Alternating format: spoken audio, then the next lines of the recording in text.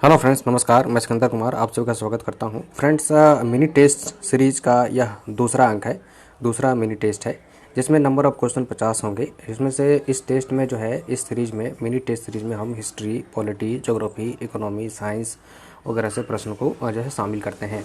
वैसे प्रश्नों को ही शामिल किया जाता है इस मिनी टेस्ट सीरीज में जिसे पूछे जाने की प्रबल संभावना होती है बीपीएससी की परीक्षा में, खास करके बीपीएससी की परीक्षा और अन्य पीसीएस परीक्षा में पूछे जाने की प्रबल संभावना है। तो चलिए शुरू करते हैं। देखिए, पहला प्रश्न है, देखिए, मुस्लिमों के लिए अलग मतदाता दल के लिए किस कांग्रेस अधिवेशन को जाना जाता है? मतलब मुस्लिमों के लिए अलग मतदाता दल हो, इसके लिए किस कांग्रेस अधिवेशन को जाना जाता है? किस कांग्रेस अधिवेशन में मुस्लिमों के लिए अलग मतदाता दल हो को जो है मान्यता मिल गया कांग्रेस कमेटी के द्वारा? तो ये है आपका लखनऊ अधिवेशन 1916। आंसर हो जाएगा सी। नेक्स्ट क्वेश्चन देखते हैं। निम्नलिखित में से किस मराठा को मैकियावेली कहा जाता है? किस मराठा को मैकियावेली कहा जाता है? तो मैकियावेली भी कहा जाता है, तो वो हैं, आंसर हो जाएगा ए, नाना फडणवीस। नाना फडणवीस को जो है मराठा का मैकियावेली भी कहा जाता है। चलिए नेक्स्ट क्वेश्चन चलते हैं। बक्सर की लड़ाई के बाद बंगाल के नवाब की गद्दी पर किसे बिठाया गया? तो बक्सर की जो लड़ाई हुई थी 1764 में, जो है ब्रिटिश सेना के तरफ से जो है मुनरो थे, और इधर से एक तरफ जो है 3 सेनाओं का जो है सम्मिलित रूप था, है ना? तो तो इसमें जो है कौन थे? तो इसका आंसर हो जाएगा सी, मीर जाफ़र। बक्सर की लड़ाई के बाद बंगाल के नवाब की गद्दी पर किसे बिठाया गया था? तो मीर जाफ़र को। ठीक है, चूँकि मीर कासिम जो है बक्सर की लड़ाई में एक भाग लिए थे, वो भाग चुके थे यहाँ से, है ना? शुजाउद्दौला जो है अवध के नवाब, और मीर कासिम और शाह आलम द्वितीय, मुगल सम्राट शाह आलम द्वितीय का जो है संयुक्त सेना, और एक तरफ जो है थॉमस मुनरो का जो है सेना थी। तो ये है। नेक्स्ट क्वेश्चन है, एकेडमिक एसोसिएशन की स्थापना किसने की थी? तो एकेडमिक एसोसिएशन की जो स्थापना है, ये हेनरी विवियन डेरोजियो ने किया था। इन्होंने यंग बंगाल आंदोलन भी चलाया था। ठीक है, तो ये है। नेक्स्ट क्वेश्चन देखिए, भारत के राष्ट्रगान का शीर्षक क्या था?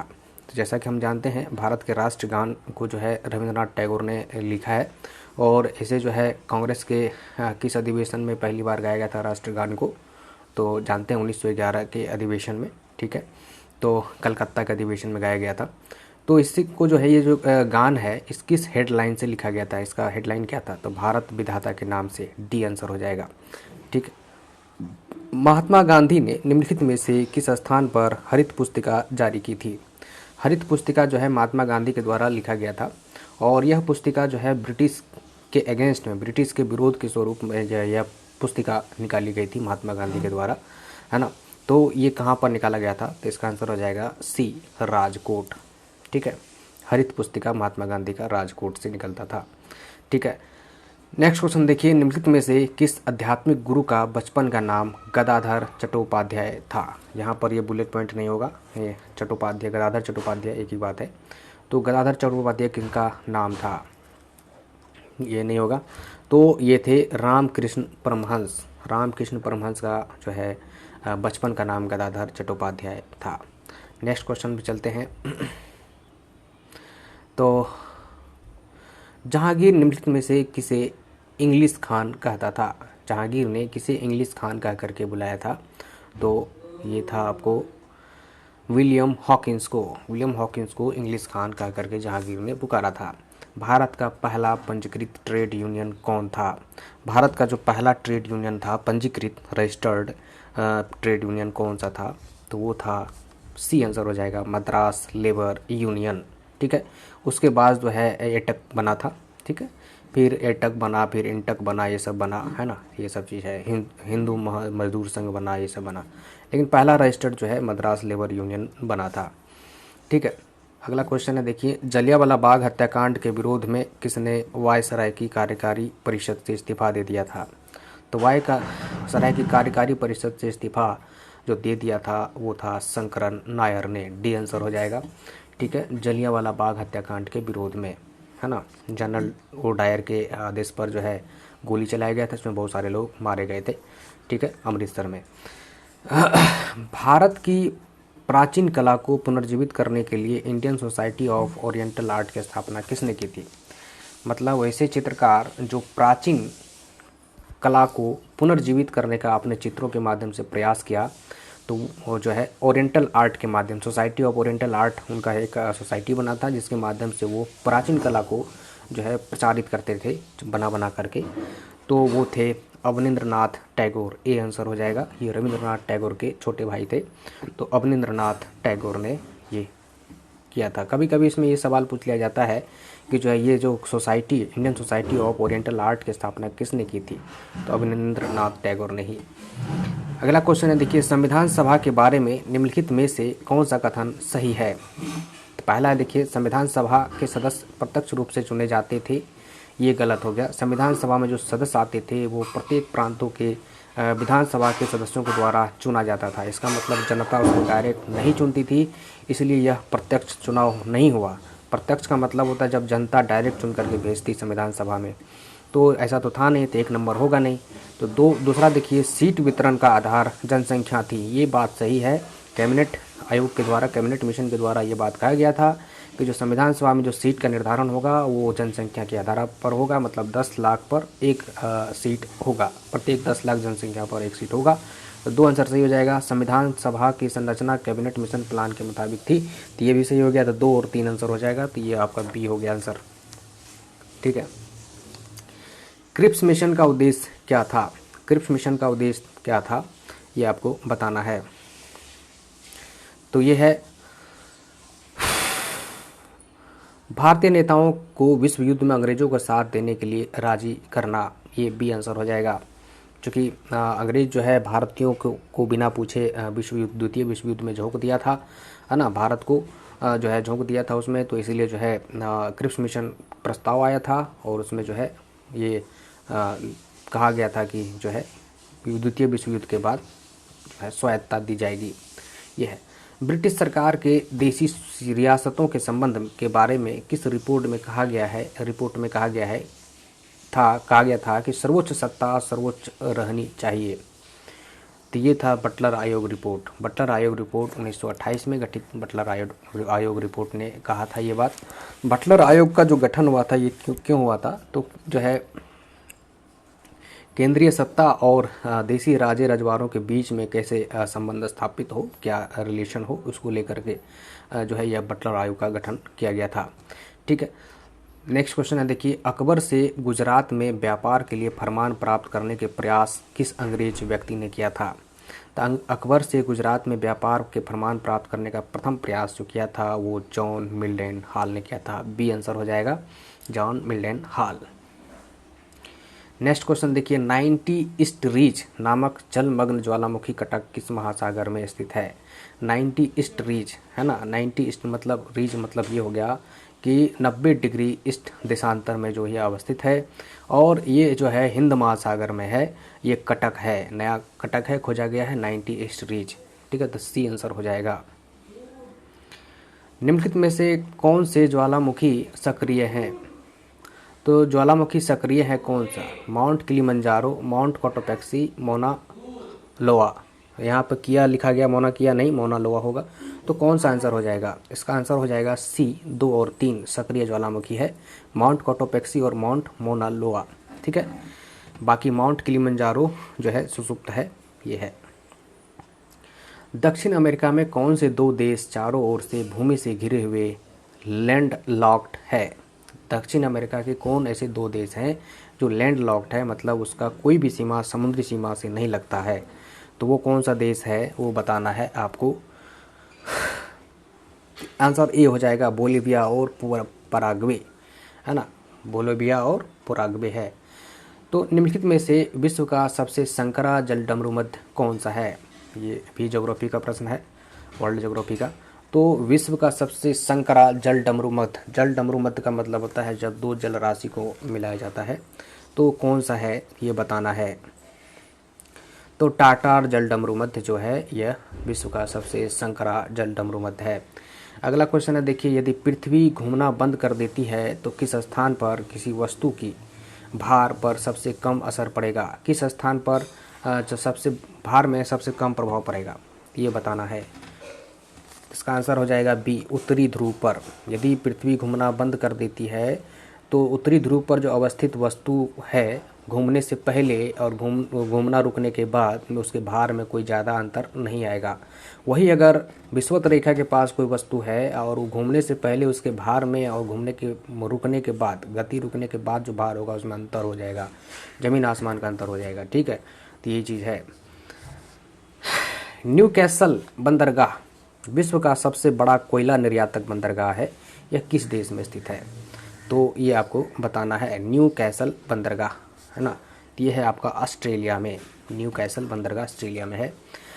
नेक्स्ट क्वेश्चन देखिए, कोमोलांगम निम्नलिखित में से किस पर्वत को कहा जाता है? कोमोलांगम पर्वत किस पर्वत को कहा जाता है?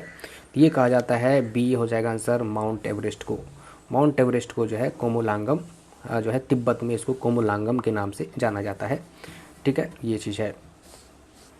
ग्रीनलैंड निम्नलिखित में से किस देश के क्षेत्राधिकार में आता है? ग्रीनलैंड जैसा कि जानते हैं ये द्वीप है, बड़ा द्वीप है, और ये जो है अटलांटिक महासागर के उत्तरी सिरे पर अवस्थित है ग्रीनलैंड। ग्रीनलैंड में इसका जो कब्जा है वो है आपका डेनमार्क का, है ना, क्षेत्राधिकार में आता है। डेनमार्क देश उसी वहीं पर बगल में यूरोपीय कंट्री है डेनमार्क का जिस पर कब्जा है। फिर देखिए, निम्नलिखित में से किस नदी का उपयोग ऑलिव रिडले कछुआ अंडे देने के लिए करते हैं? मतलब किस नदी का उपयोग, इनमें से कौन सी नदी है जिसका उपयोग ऑलिव रिडले कछुआ का एक प्रजाति है ऑलिव रिडले, ये अंडे देने के लिए उस नदी में आता है और उन नदी का प्रयोग करता है अंडे देने के लिए? तो वो कौन सा नदी है? तो वो है देवी नदी। ये देवी नदी जो है उड़ीसा में बहती है, महानदी के आसपास में। ठीक है, तो ये है देवी नदी, ब्राह्मणी नदी गुजरती है वहाँ से, तो वहीं पर। भारत में अधिकतर किस प्रकार के वन पाए जाते हैं? तो भारत में अधिकतर जो वन पाए जाते हैं वो पाए जाते हैं उष्ण कटिबंधीय पर्णपाती वन ज़्यादा पाया जाता है। पतझड़ वाला वन अधिक पाया जाता है, वो भी उष्ण कटिबंधीय। ठीक। खारदुंगला पर्वतीय दर्रा किस राज्य में स्थित है? खारदुंगला दर्रा जो है, दर्रा क्या होता है? पास जो होता है, जो ऊंची ऊंची पर्वतों के बीच से कहीं कटिंग रास्ता होता है, जो एक पहाड़ को दूसरे जो है या इस आर पार टपने के लिए वो रास्ता होता है, संकीर्ण रास्ता। ठीक है, तो उसी को कहते हैं ला या दर्रा कहते हैं या पास कहते हैं। तो ये खारदुंगला दर्रा कहाँ पर है, किस पर्वतीय क्षेत्र में है? तो ये है आपका जम्मू कश्मीर में। सी आंसर हो जाएगा। डैम्पियर हॉजेस रेखा निम्नलिखित में से किससे संबंधित है? डैम्पियर हॉजेस रेखा निम्नलिखित में से किससे संबंधित है? तो ये है आपका सुंदरबन से संबंधित है। डी आंसर हो जाएगा। सुंदरबन जो जैसा कि जानते हैं सुंदरबन डेल्टा है, गंगा नदी जहाँ गिरती है वहाँ सुंदरबन डेल्टा जो है, बंगाल की खाड़ी में जहाँ गंगा नदी और ब्रह्मपुत्र नदी के संगम मतलब ज्वाइंट धारा जहाँ गिरती है, तो वहाँ पर जो है डेल्टा बना है, उसको सुंदरबन डेल्टा कहते हैं। वहीं पर जो जंगल है, वन है, उसको सुंदरबन कहते हैं, मैंग्रोव वन कहते हैं, ज्वारीय वन भी कहते हैं उसको। तो वहीं का उत्तरी सिरा जो है, उत्तरी सीमा जो है, उसको हम डैम्पियर हॉजेस रेखा कहते हैं। सुंदरबन की उत्तरी सीमा को डैम्पियर हॉजेस रेखा कहते हैं। गुजरात के निकट, नेक्स्ट क्वेश्चन में, गुजरात के निकट कौन सी पर्वत श्रृंखला शुरू होती है जो पूर्व में महाराष्ट्र और मध्य प्रदेश होते हुए छत्तीसगढ़ तक जाती है? तो ये है आपका सतपुरा की श्रृंखला, सतपुरा पहाड़ी की श्रृंखला। ये गुजरात से शुरू होती है, महाराष्ट्र को टच करते हुए मध्य प्रदेश छत्तीसगढ़ तक जो है वो चलती है, सतपुरा की पहाड़ियाँ। ठीक है। सरहिंद नगर किस नदी पर स्थित है? सरहिंद नहर किस नदी पर स्थित है? तो वह है सतलज नदी पर। सतलज नदी से ही जो है सरहिंद नहर निकाला गया है।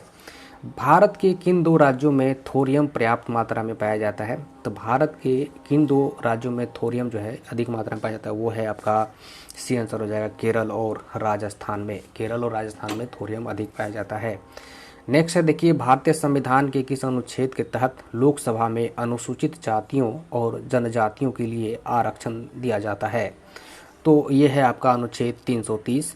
330 के तहत जो है लोकसभा में एसटी और एसटी वर्गों के लिए आरक्षित सीट है, आरक्षण सीट का जो है दिया गया है। नेक्स्ट है, भारत में 3 स्तरीय पंचायती राज प्रणाली कितनी जनसंख्या से ऊपर वाले राज्यों में होती है? भारत में जो है 2 तरह की पंचायती राज प्रणाली चलती है, एक 3 स्तरीय और दूसरा 2 स्तरीय। इसमें कहा गया है कि कितने जनसंख्या से अधिक जनसंख्या वाले राज्यों में जो है त्रिस्तरीय पंचायती राज होगा, तो वह होगा 20 लाख से अधिक जनसंख्या वाले राज्यों में। उससे कम जनसंख्या वाले राज्यों में जैसे कि सिक्किम वगैरह हो गया, तो उसमें जो है द्वितीय स्तरीय जो है पंचायती राज है। जिला स्तर का जिला परिषद और फिर खंड स्तर का, है ना, पंचायत समिति। और 3 स्तरीय जहाँ होता है वहाँ क्या क्या होता है, तो जिला परिषद जिला स्तर का हो गया, फिर मध्य स्तर का पंचायत समिति हो गया, खंड समिति वाला जो कहते हैं, और जो है निचले स्तर का ग्राम पंचायत हो गया। ये नेक्स्ट क्वेश्चन देखिए, भारत में एक राज्य में कार्यकारी शक्तियों के संदर्भ में निम्नलिखित में से कौन सा कथन सही है। राज्य की कार्यकारी शक्ति राज्यपाल में निहित होती है। राज्य में वास्तविक कार्यकारी प्राधिकरण मंत्रिपरिषद है। राज्य में सभी कार्यकारी निर्णय को मुख्यमंत्री के नाम पर लिया जाता है। 3 गलत हो गया, 1 और 2 आंसर हो जाएगा ए।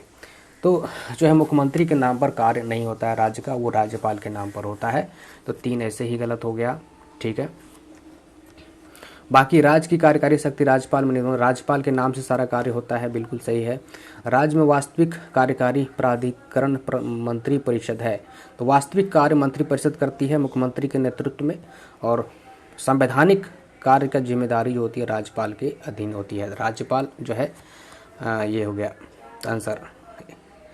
भारत के संविधान के निम्नलिखित अनुसूची में से कौन सा, भारत के संविधान के निम्नलिखित अनुसूची में से कौन सा नया राज्य बनाने के लिए संशोधित किया जाना है।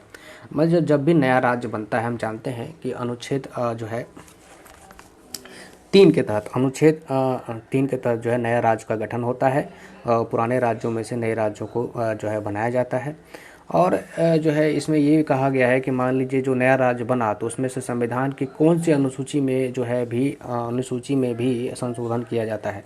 तो पहली अनुसूची में, जैसा कि हम जानते हैं पहली अनुसूची, टोटल 12 अनुसूची है अभी वर्तमान में। तो पहला अनुसूची में क्या है कि भारत, उनके भारतीय संघ, उनके राज्य क्षेत्र के बारे में उल्लेख है। क्षेत्र, सीमा, उसका क्या एरिया है, डायमेंशन है, इसके बारे में जानकारी मिलती है। तो जैसे ही राज्य दूसरा राज्य बनता है तो उसका क्षेत्रफल, सीमा, चौहद्दी सब जानकारी में संशोधन किया जाता है। तो इसलिए पहली अनुसूची में संशोधन हो जाता है। निम्नलिखित में से कौन सा विषय 7वीं अनुसूची की समवर्ती सूची में है। 7वीं अनुसूची में जो है हम जानते हैं कि क्या है, केंद्र और राज्य के बीच में संबंधों का जो है जिक्र है। उसमें पावर का भी बंटवारा है, शक्ति का बंटवारा, जिसमें संघ सूची, राज्य सूची, समवर्ती सूची विषय को जो अलग अलग सूचियों में बांटा गया है। तो उसमें जो है संघ सूची पर जो है केंद्र कानून बनाती है, राज्य सूची पर राज्य सरकार कानून बनाती है, और समवर्ती सूची पर केंद्र और राज्य दोनों बनाती है। ठीक है। तो इसमें से कहा जा रहा है कि कौन सा है जो समवर्ती सूची में शामिल है। इसका आंसर हो जाएगा बी, 1 जो है समवर्ती सूची में है, बाकी सब। सार्वजनिक स्वास्थ्य जो है ये है आपका राज्य सूची का विषय, और स्टॉक एक्सचेंज जो है केंद्र सूची का विषय है, मतलब संघ सूची का विषय है। कृषि जो है ये भी राज्य सूची का विषय है। 1 क्या है, समवर्ती विषय का सूची है, मतलब केंद्र और राज्य दोनों कानून बना सकता है। ठीक। नेक्स्ट है देखिए, शिक्षा का अधिकार अधिनियम 2009 में गरीबों को 25% मुफ्त सीटों का आदेश दिया गया है, जिसमें भारत के निम्नलिखित स्कूल हैं। कौन से स्कूल इसमें शामिल हैं। इसमें कहा गया है कि शिक्षा का अधिकार अधिनियम 2009 के तहत गरीबों को 25% मुफ्त सीटों का आदेश दिया गया। मतलब नज़दीकी स्कूल होता है उसमें गरीबों को, बच्चों को जो है 25% आरक्षण है, उसमें एडमिशन होगा। उस स्कूल का मालिक एडमिशन होने से रोक नहीं सकता। स्कूल का प्रिंसिपल, स्कूल का डायरेक्टर, स्कूल का चाहे निजी स्कूल हो, चाहे जो है सरकार द्वारा वित्त पोषित स्कूल कोई भी हो, कोई भी फंड सरकार के द्वारा दिया जाता है, प्राइवेट स्कूल हो चाहे कुछ भी स्कूल हो, उसमें जो है एडमिशन लेना होगा 25% सीट पर गरीबों के बच्चों को। तो ये डी हो जाएगा। सरकारी स्कूल, अनुदानित प्राइवेट स्कूल और बिना अनुदानित प्राइवेट स्कूल, सभी स्कूलों पर ये रूल लागू है इस अधिनियम के तहत, शिक्षा का अधिकार अधिनियम के तहत।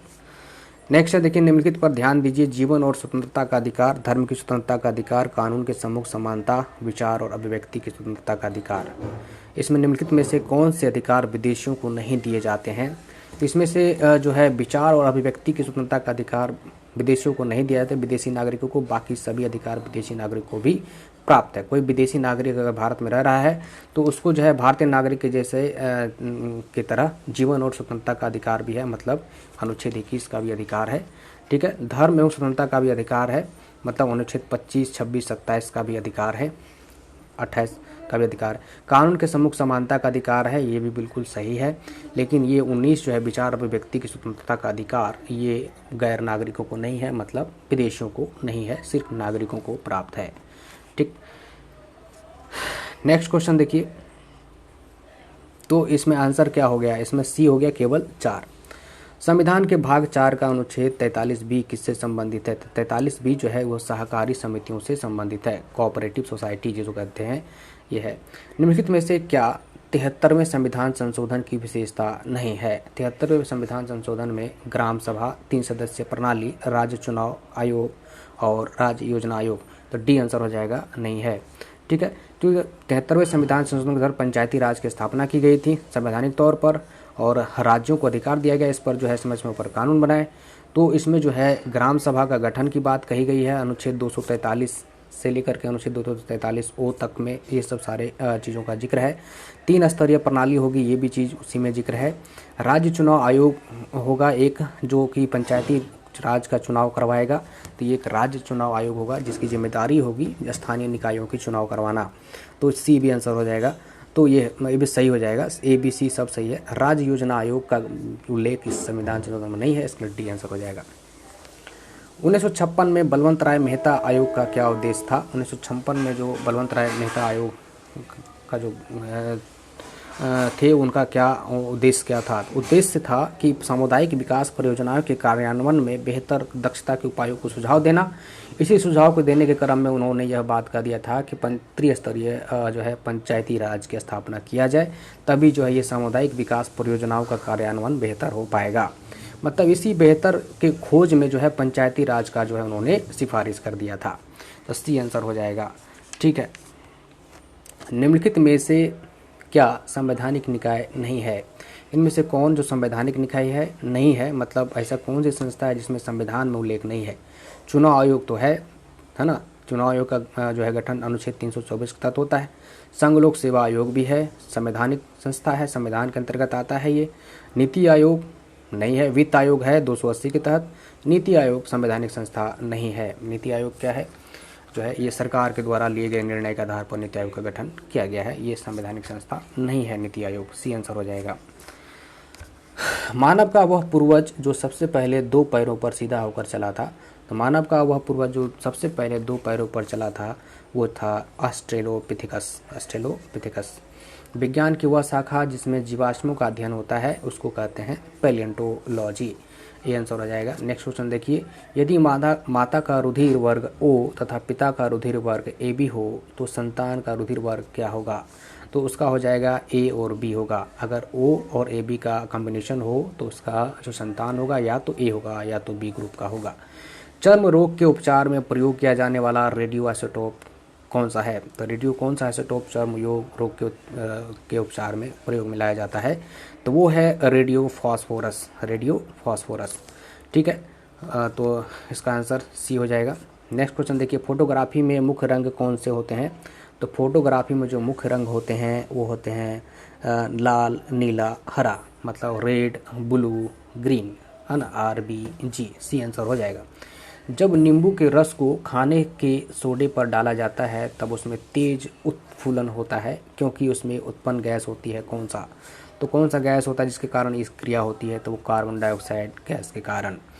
ठीक है, चंद्रमा पर कोई अंतरिक्ष यात्री नली की सहायता से नींबू की शरबत नहीं पी सकता, है ना, पाइप की सहायता से जो है नींबू का शरबत नहीं पी सकता, क्या कारण है? तो चंद्रमा पर कोई वायुमंडल नहीं है, यही कारण है, बी आंसर हो जाएगा। ठीक है, ये है निम्नलिखित में से कौन सा सर्वोत्तम विद्युत चालक है? इसमें से कौन ऐसा मेटल है जो कि विद्युत के लिए सर्वोत्तम, सबसे उत्तम चालक है? हालांकि इसमें चारों ऑप्शन चालक ही है, लेकिन उसमें से सर्वोत्तम कौन सा है? तो डी हो जाएगा, चांदी। घरेलू विद्युत उपकरणों में प्रयुक्त सुरक्षा फ्यूज तार उस धातु से बनी होती है जिसका गलनांक कम होता है। गलनांक कम होता है तभी तो थोड़ा सा गर्म होने के बाद वो ब्रेक हो जाता है और हमारा सर्किट जो है ओवरफ्लो होने से बच जाता है और हमारा जो है इक्विपमेंट वगैरह बच जाता है क्षति होने से। तो इसमें इस मिनी टेस्ट में इतना ही। नेक्स्ट मिनी टेस्ट में लेकर के आएंगे फिर 50 क्वेश्चन हम लोग। तब तक के लिए थैंक यू, धन्यवाद। अच्छा लगे तो सब्सक्राइब कर लीजिए चैनल को। Thank you.